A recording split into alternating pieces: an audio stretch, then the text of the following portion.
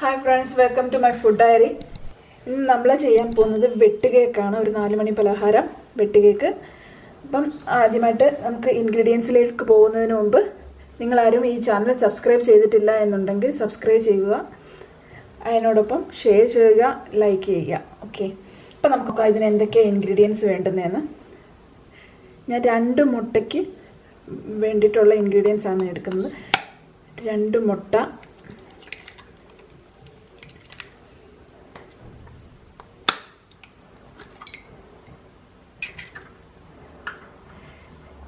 2 മുട്ട, അതിന് 3/4 കപ്പ് പഞ്ചസാര.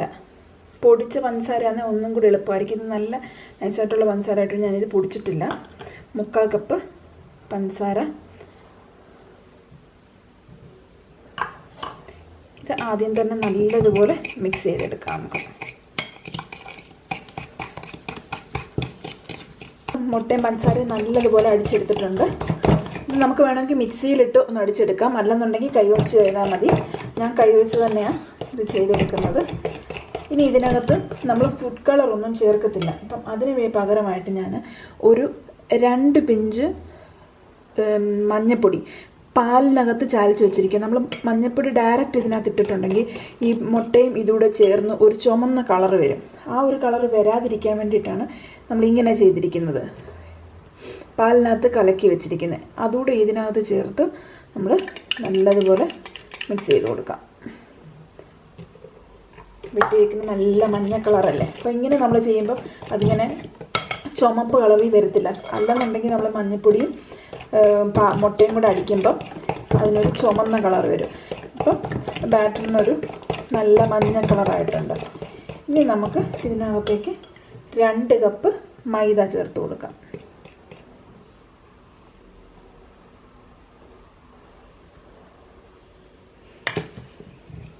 2 കപ്പ് മൈദയും 2 കപ്പ് മൈദയ്ക്ക് 4 ടേബിൾ സ്പൂൺ അരിപ്പൊടി ഞാൻ എടുത്തിട്ടുണ്ട്. അരിപ്പൊടി അല്ലെന്നുണ്ടെങ്കിൽ നമുക്ക് റവ ചേർത്ത് കൊടുക്കാം. റവ അരിപ്പൊടിയൊക്കെ ചേർക്കുന്നത് എന്തിനാണെന്ന് വെച്ച് കഴിഞ്ഞാൽ ഇതിന് നല്ല ക്രിസ്പിനെസ് കിട്ടാൻ വേണ്ടിയിട്ടാണ്, നല്ല ക്രിസ്പി ആയിട്ട് ഇരിക്കാൻ വേണ്ടിയിട്ടാണ് നമ്മൾ അരിപ്പൊടി അരിപ്പൊടിയില്ല നമ്മുടെ ഈ റവ ഉള്ളതെന്നുണ്ടെങ്കിൽ ഒന്നും കൂടെ നല്ലതായിട്ട് വരും. റവ ചേർത്താലും മതി. ഇനി ഇത് നല്ലതുപോലെ നമ്മൾ ചപ്പാത്തിയുടെ പരുവത്തിന് കുഴച്ചെടുക്കണം. ഇതിനകത്തേക്ക് ഒരു 2 പിഞ്ച് സോഡാപ്പൊടി ഇട്ട് കൊടുക്കുകയാണ്. 2 പിഞ്ച് സോഡാപ്പൊടി. അതിനോടൊപ്പം ഇതിന് ടേസ്റ്റിന് വേണ്ടിയിട്ട് നല്ലൊരു സ്മെല്ലൊക്കെ കിട്ടാൻ വേണ്ടിയിട്ട് ഏലക്ക പൊടിച്ച് വെച്ചത്. ഇനി ഏലക്കയുടെ ടേസ്റ്റ് ഇഷ്ടമില്ലാത്തവരാണെന്നുണ്ടെങ്കിൽ ഇതിനകത്ത് നമുക്ക് എസൻസ് വല്ലതും ചേർത്ത് കൊടുക്കാം. ഞാനിവിടെ ഏലക്കപ്പൊടിയാണ് ചേർത്ത് വെക്കുന്നത്. ഇനി ഇത് നല്ലതുപോലെ ഒരു ചപ്പാത്തിയുടെ പരുവത്തിന് നമ്മളിത് കുഴച്ചെടുക്കണം. ഇതിനും കുഴച്ചെടുക്കുമ്പോൾ അഥവാ ഇത് ലൂസായിട്ടായിരിക്കുന്നതിനാൽ അല്പം കൂടെ പൊടി ചേർത്ത് കൊടുക്കാം നമുക്ക്. ഇതിപ്പം പൊടി ചേർത്ത് കൊടുക്കേണ്ട ആവശ്യം വരുന്നില്ല. ഇത് നല്ല കറക്റ്റ് പരുവത്തിന് തന്നെ വന്നേക്കുന്നത്.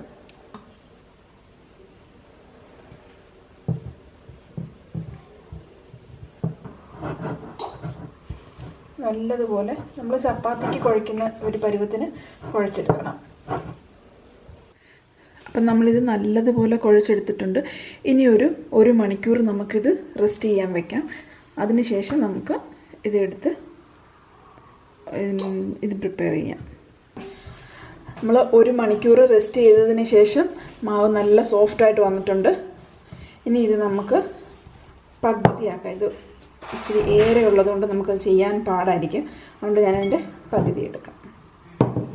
ഇത് നമ്മുടെ കയ്യിൽ ഒട്ടിപ്പിടിക്കാതിരിക്കാൻ വേണ്ടിയിട്ട് നമുക്ക് കയ്യിലൊരു അല്പം നെയ്യ് തേച്ച് കൊടുക്കാം. നെയ്യോ ബട്ടറോ എന്താ കയ്യിലുള്ളതെന്ന് വെച്ച് കഴിഞ്ഞാൽ, ഒന്നുമില്ലെങ്കിൽ ഒരല്പം എണ്ണ ആയാലും മതി. കയ്യിൽ നല്ലതുപോലെ ചുരച്ചതിന് ശേഷം ഇത് നല്ലപോലെ സ്ക്വയർ ഷേപ്പിൽ എടുക്കുക. അപ്പം നമുക്ക് കറക്റ്റായിട്ട് ആ ഒരു വെട്ട് കേക്കിൻ്റെ ഷേപ്പിൽ കിട്ടാൻ വേണ്ടിയിട്ട് നമ്മൾ അങ്ങനെ ചെയ്യുന്നത്. സാധാരണ നമ്മളിങ്ങനെ ഇത് ചെയ്തെടുക്കുമ്പം ഉരുണ്ട് നല്ല ബോൾ ഷേപ്പിലല്ലേ വരുന്നത്. അപ്പോൾ ഇതങ്ങനെയല്ല, നമ്മളൊരു ഇച്ചിരി കൂടെ പരത്തി എടുത്തിട്ടുണ്ടെങ്കിൽ പോലും കനവുമുണ്ട് എങ്കിൽ പരത്തി എടുത്തേക്കുക. ഇനി ഇത് നമുക്ക് ചെറിയ സ്ക്വയർ പീസസ് ആയിട്ട് കട്ട് ചെയ്യാം. കട്ട് ചെയ്യുമ്പം കത്തിയിൽ ഒരല്പം ബട്ടർ തേച്ച് കൊടുത്തു കഴിഞ്ഞാൽ അതിങ്ങനെ ഒട്ടിപ്പിടിക്കാതെ കൊണ്ട് കറക്റ്റായിട്ട് വരും.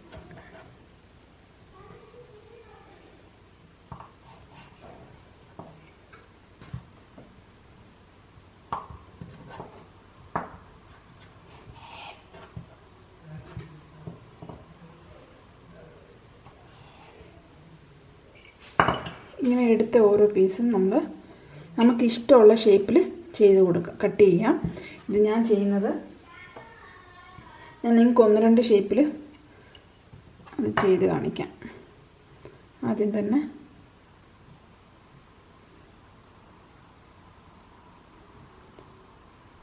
ഈ ഒരു ഷേപ്പിൽ നമ്മൾ വെട്ടി കൊടുക്കുവാണ്. അത് എണ്ണയ്ക്കകത്ത് കിടന്ന് അത് നല്ലതുപോലെ ചെയ്ത് വരും. അതല്ലാന്നുണ്ടെങ്കിൽ നമുക്ക്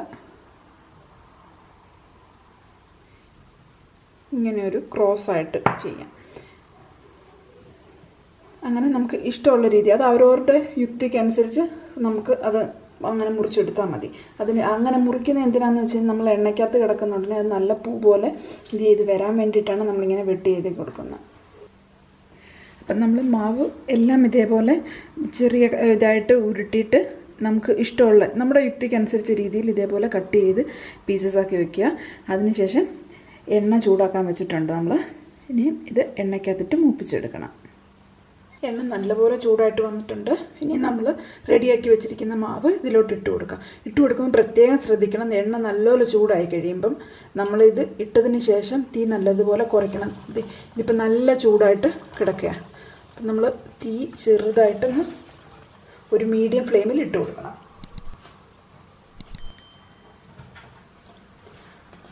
നമ്മൾ പല ഷേപ്പിൽ ഇതിട്ട് കൊടുത്തിട്ടുണ്ട്.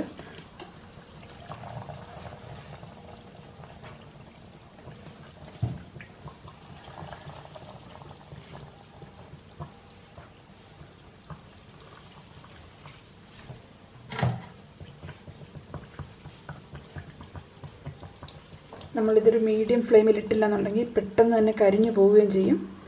അതുകൊണ്ട് ഇത് നമ്മൾ ഈ ഒരു രീതിയിലിട്ട് തിരിച്ച് മറിച്ച് എടുക്കുന്നതാണ്.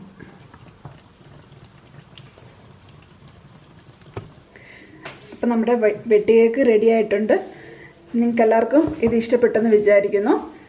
ഇതുവരെ നിങ്ങൾ ഈ ചാനൽ സബ്സ്ക്രൈബ് ചെയ്തിട്ടില്ല എന്നുണ്ടെങ്കിൽ സബ്സ്ക്രൈബ് ചെയ്യുക, ഒപ്പം ഷെയർ ചെയ്യുക, ലൈക്ക് അടിക്കുക. ഓക്കെ, അപ്പം നമുക്ക് പുതിയൊരു വീഡിയോ ആയിട്ട് അടുത്ത ദിവസം കാണാം.